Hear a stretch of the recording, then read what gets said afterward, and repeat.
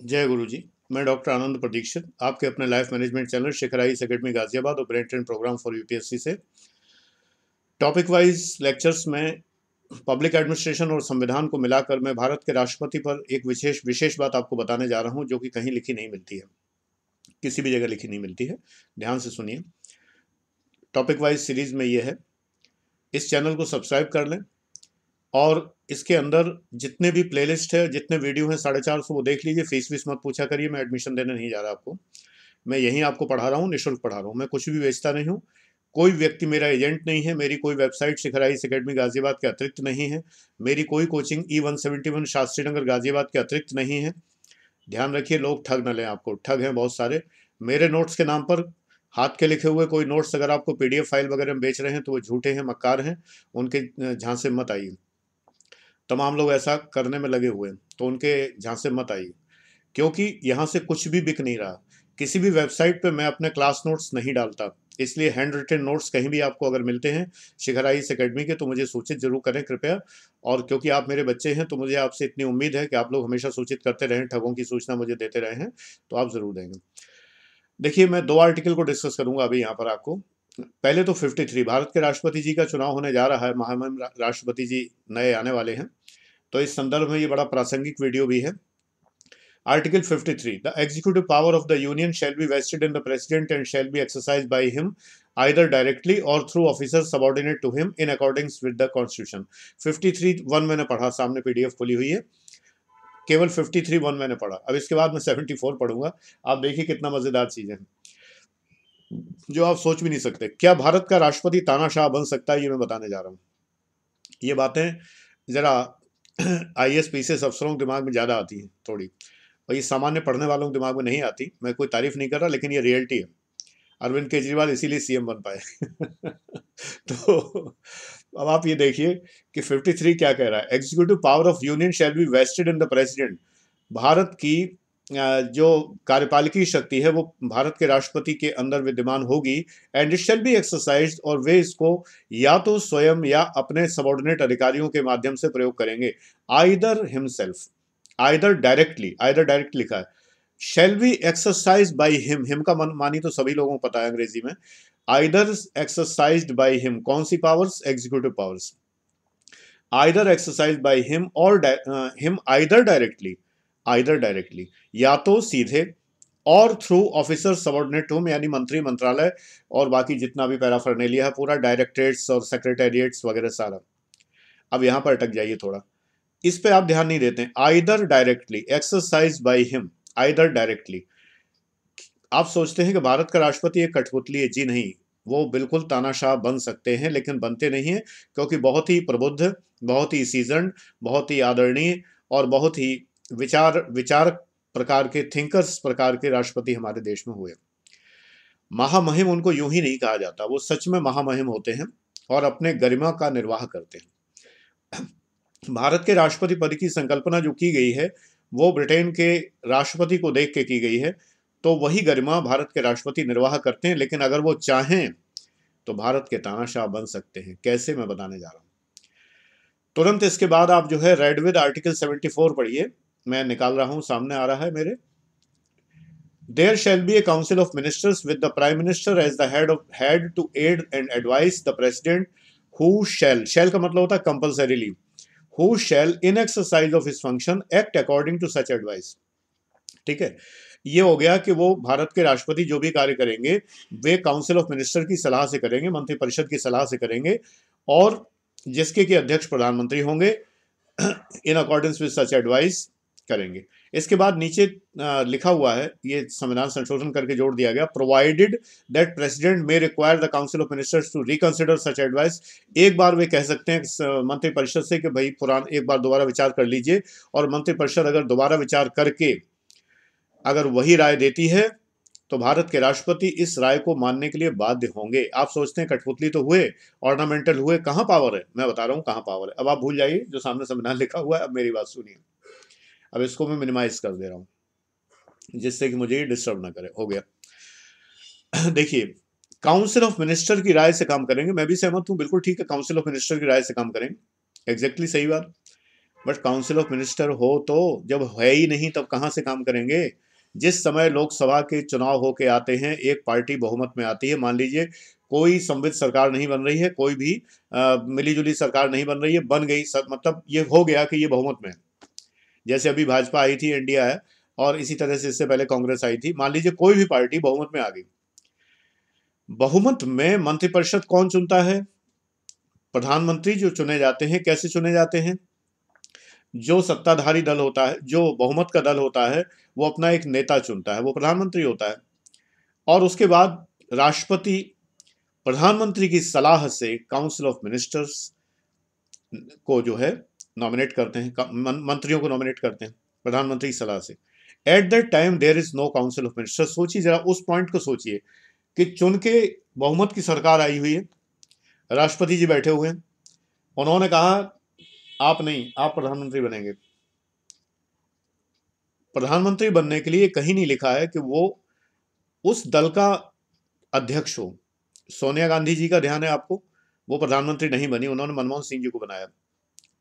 आवश्यक नहीं है कि उस दल का अध्यक्ष हो, जिसको दल मिलकर चुनता है वो बन जाएगा। अगर कोई और भी बनता है तो 6 महीने के अंदर उसे संसद का सदस्य हो जाना चाहिए, अगर नहीं है तो हो जाए। पहली बात, पहली संभावना, अगर भारत के राष्ट्रपति किसी को भी प्रधानमंत्री के लिए बना देते हैं, प्रधानमंत्री की नियुक्ति अगर भारत के राष्ट्रपति करते हैं, उस वक्त काउंसिल ऑफ मिनिस्टर नहीं होती। और अगर वो किसी को भी इंगित करते हैं कि ये प्रधानमंत्री बनेंगे, वो तीनों सेनाओं के अध्यक्ष हैं, ध्यान रखिए। जिस वक्त वो ऐसा कार्य करें तो तीनों सेनाओं को बुलाकर राष्ट्रपति भवन के चारों ओर तैनात कर लें। उनसे कहें कि आज सेनाएं मेरे सामने आएंगी, मैं देखना चाहता हूं। राष्ट्रपति भवन में तीनों सेनाएं अपनी उपस्थिति दर्ज कराएंगी और तीनों सेनाओं को राष्ट्रपति भवन के चारों ओर खड़े कर लें। वायु सेना ऊपर, थल सेना, जल सेना, सारी सारी सेना। और उसके बाद कहें ये प्रधानमंत्री। प्रधानमंत्री को नियुक्त कर दिया, काउंसिल ऑफ मिनिस्टर तो है ही नहीं। 6 महीने बाद वो चुने जाएंगे तो चुन ही जाएंगे जब राष्ट्रपति नियुक्त कर दिए, क्यों नहीं चुने जाएंगे जब तीनों सेनाओं का कमांडर है वो। इसके बाद मंत्रिपरिषद जिसको प्रधानमंत्री बना रहे हैं, जिसको भी प्रधानमंत्री बना रहे हैं, सत्ताधारी दल से ही बनाए, बट उसको नहीं जो अपनी मर्जी से बनाए। और जिसको प्रधानमंत्री बना रहे हैं वो काउंसिल ऑफ मिनिस्टर में अपनी पसंद के, यानी राष्ट्रपति महोदय के पसंद के लोगों को चुने। काउंसिल ऑफ मिनिस्टर के तौर पर मंत्री चुन गए। 15% होने चाहिए टोटल लोकसभा के सदस्यों की संख्या का 15% मंत्री चुन गए, काउंसिल ऑफ मिनिस्टर हो गई। वो भी राष्ट्रपति जी की, प्रधानमंत्री भी राष्ट्रपति जी के। जब प्रधानमंत्री अगर बाय द वे चुने हुए आए हैं तो ठीक ही है, अगर नहीं चुने हुए आए हैं तो फिर क्या दिक्कत है? 6 महीने में चुनाव में खड़े होंगे, जीत ही जाएंगे। किसी को भी कह सकते हैं कि आप त्यागपत्र दे दीजिए, उस जगह सीट खाली हो जाएगी और वहां पर जो है आराम से चुनाव में वो जीत जाएंगे, वो सज्जन प्रधानमंत्री हो गए। प्रधानमंत्री अपना, काउंसिल ऑफ मिनिस्टर अपनी, तीनों सेनाएं अपनी। और क्या चाहिए किसी को शक्तिशाली होने के लिए भाई? और डेस्पोट कैसे होते हैं, तानाशाही और कैसी होती है? हो सकते हैं, होते नहीं, हो सकते हैं। इसके बाद काउंसिल ऑफ मिनिस्टर भी चुन गई, कुछ भी हो गया, कौन विरोध करेगा? अगर सत्ताधारी दल बहुमत से आया हुआ है, कौन विरोध करता है? विरोधियों की सुनता कौन है? आपने देखा कहां मन चलती है उनकी।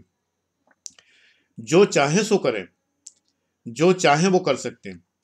संसद सत्र में ना हो, अध्यादेश जारी करेंगे, और अध्यादेश की लाइफ जो होती है 6 महीने प्लस 6 सप्ताह होती है। 6 महीने मैक्सिमम लाइफ होती है। अगर संसद आज ही सत्र के बाहर हुई है, आज ही सत्रावसान हुआ है, प्रोरोगेशन हुआ है, और उसके 6 महीने के अंदर अंदर दोबारा हो जाना चाहिए, दोबारा होगा, 6 महीने बीत गए, इसके 6 हफ्ते के अंदर अध्यादेश रेटिफाई हो जाना चाहिए। अधिकतम जीवन अध्यादेश का 6 महीने 6 हफ्ते होता है, इतना देर कोई क्यों करेगा? रखा जाएगा, पास हो जाएगा फौरन। जब सब अपना है फिर क्या दिक्कत? सोचिए जरा। लेकिन भारत है, पाकिस्तान नहीं है, छोटा देश नहीं है, बड़ा देश है, इतना बड़ा देश है। राष्ट्रपति बड़े गरिमापूर्ण होते हैं। राष्ट्रपति सेना के जनरल नहीं होते हैं, जनरल नहीं होते सेना के। राष्ट्रपति यहाँ पर अत्यंत गरिमापूर्ण व्यक्ति होते हैं और देश के एक बड़े बुजुर्ग के रूप में काम करते हैं, इसलिए वे ऐसा नहीं करते। अगर करना चाहें तो संविधान नहीं रोकता। याद रखिए, भारत के राष्ट्रपति संविधान का अनुरक्षण, परिरक्षण, संरक्षण करते हैं। संविधान का अनुरक्षण, परिरक्षण, संरक्षण करते हैं। इम्पीचमेंट नहीं हो सकता, इस बात पर कौन करेगा इम्पीचमेंट? जब मंत्रिमंडल अपना, मंत्रिपरिषद अपनी, प्रधानमंत्री अपना, कौन करेगा इम्पीचमेंट? ये वो क्षण है जब मंत्रिपरिषद नहीं बनी है, राष्ट्रपति अपनी शक्तियों का प्रयोग या तो स्वयं वाले क्लॉज में कर सकते हैं, या तो स्वयं या अपने अधीनस्थ अधिकारियों के माध्यम से। अपने अधीनस्थ अधिकारियों के तौर पर वो मंत्रालय को बुला लें, मंत्रालय के जो अधिकारी हैं उन्हें बुला लें, उनके सचिवों को बुला लें, प्रधान सचिव को बुला लें, और जो है उसको मुख्य सचिव को बुला लें। सीनियर मोस्ट आईएएस होता है मुख्य सचिव, उनको बुला लें, सारे सचिवों को बुला लें, जितने सचिव हैं, केंद्रीय सचिवालय को बुला लें, central secretary, officer subordinate to him either by himself और officer subordinate to him, article 52 अभी जो पढ़ा था 1, उनको बुला लें, सारा काम हो जाएगा। डिफेक्टो शासन कौन चलाता है? सचिव। मंत्री तो आने जाने होते हैं, सचिवों को तो सारा अनुभव है, वो तो ऐसी ऐसी दूर की कौड़ी ला सकते हैं जिसकी कोई सीमा नहीं है। इस बिंदु पर आपने आज तक नहीं सोचा होगा, किसी पुस्तक में नहीं है। डीडी बसु निकाल लीजिए, जे एन पांडे निकाल लीजिए और बता दीजिए, आप बताइए कि इसमें कहाँ कमी है। एक एक बात आप बताएंगे, मुझे प्रसन्नता होगी। This is not argument, this is a discussion. आप बताएंगे, मुझे प्रसन्नता होगी, मैं जवाब दूंगा। कमेंट्स में पूछिए मुझसे। ये मैंने सोचा है और मैं हमेशा क्लास में बताता हूं कि भारत के राष्ट्रपति भी तानाशाह हो सकते हैं, लेकिन होते नहीं है। उनकी शराफत है, लेकिन होते नहीं है केवल। इसीलिए हमारे यहाँ जब चुना जाता है प्रेसिडेंट को, तो अत्यंत, आप देखिए कितनी सौम्यता की मूर्ति होते हैं जितने लोग चुने जाते हैं आज दिन तक, सभी के सभी, लगभग लगभग सभी। तो इसलिए कभी कोई राष्ट्रपति एक्टिविज्म नहीं करते हमारे यहाँ। थोड़ा सा हुआ था ज्ञानी जैल सिंह और राजीव गांधी के बीच में। एक तो डाक विधेयक को उन्होंने पॉकेट वीटो कर दिया था, एक एग्जाम्पल हो गया इतिहास में। दूसरे, उनके बीच में संघर्ष भी हो रहा था। कुछ ऐसी हवाएं थी उस समय, क्योंकि मैंने तो प्रत्यक्ष देखा है उस समय सारी बातें, क्योंकि मेरे सामने ही घटनाएं हैं। बहुत सी घटनाएं तुम्हारे जन्म के पहले की होती हैं, तो तुम प्रत्यक्षदर्शी नहीं होते, तुमने वो न्यूज़ नहीं पढ़ी होती। लेकिन मेरे सामने घटनाएं हैं कि राजीव गांधी उनको इम्पीचमेंट करने के चक्कर में थे और वो राजीव गांधी को हटाने के चक्कर में थे। दोनों बातें हो रही थी, क्योंकि वो इंदिरा जी को बहुत मानते थे। राजीव गांधी उनके लिए बच्चे थे, और राजीव गांधी जब प्रधानमंत्री हो गए तो बच्चे नहीं रहे। तो इसलिए जो है थोड़ा सा संघर्ष हो गया था। बड़ी, प्रधानमंत्री सीरियल में देखिए तो कुछ और बातें भी आपको जानने को मिलेंगी, वो भी चीजें मिलेंगी, लेकिन कुछ संघर्ष हो रहा था।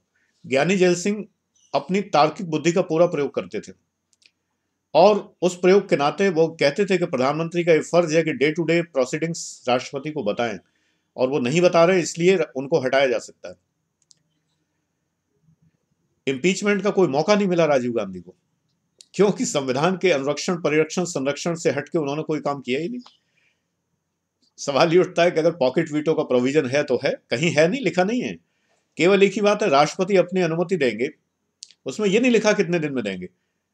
कोई दोनों सदनों से पास विधेयक पहली बार जाता है, दूसरी बार नहीं, पहली बार जाता है, और प्रेसिडेंट ऑफ इंडिया के पास जाता है, तो उसमें ये तो लिखा है वो अनुमति देंगे या वापस कर देंगे।